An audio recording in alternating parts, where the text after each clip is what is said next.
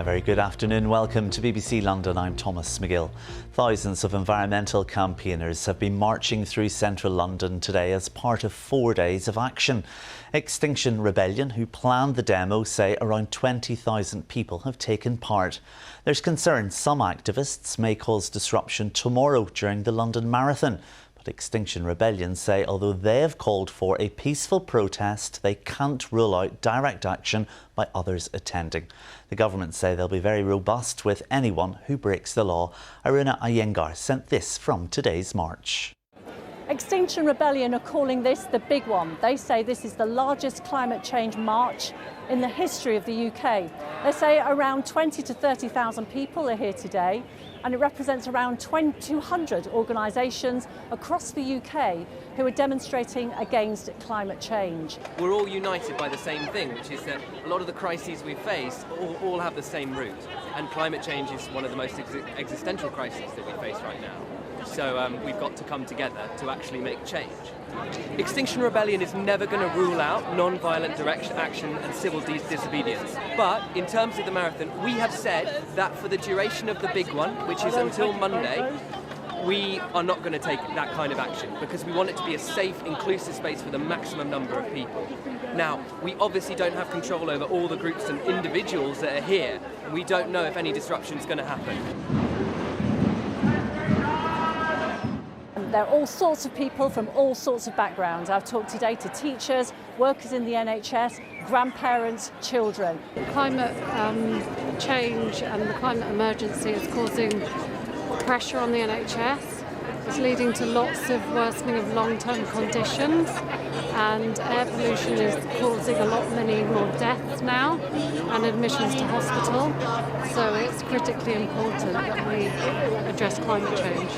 You know, by keeping up this momentum, we can send a message to the government that we're not going to stand by and or ease off. You know, we're going to keep the pressure on them until we get change, until we get what we want, which is a better future for everyone. Aruna Iyengar reporting there.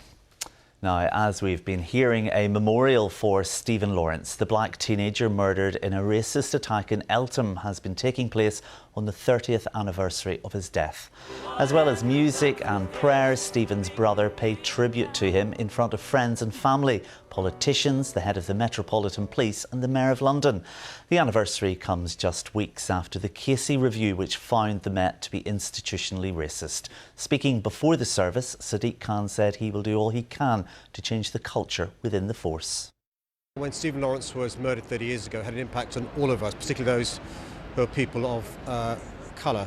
I'm fed up of reports that show the police being institutionally racist and no progress being made.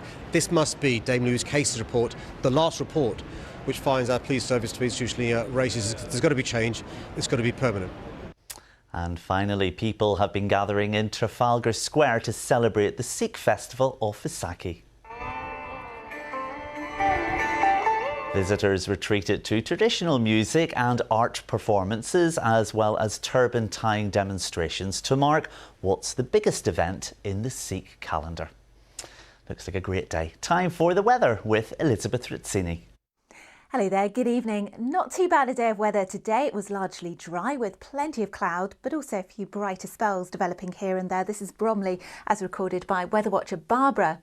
It was mild today, but it will be turning colder from tomorrow, and it's also looking pretty unsettled. There'll be showery outbreaks of rain around into tomorrow morning. It's a mild start to the day. If you're running the London Marathon, just be aware that it's going to be a rather wet morning, possibly still some heavy downpours through the first part of the afternoon, but then that rain does push off to the north and the east.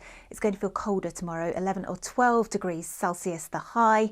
And then Monday, distinctly chilly with a northerly wind. It will feel cold for the time of year with possibly a touch of frost on Monday night into Tuesday.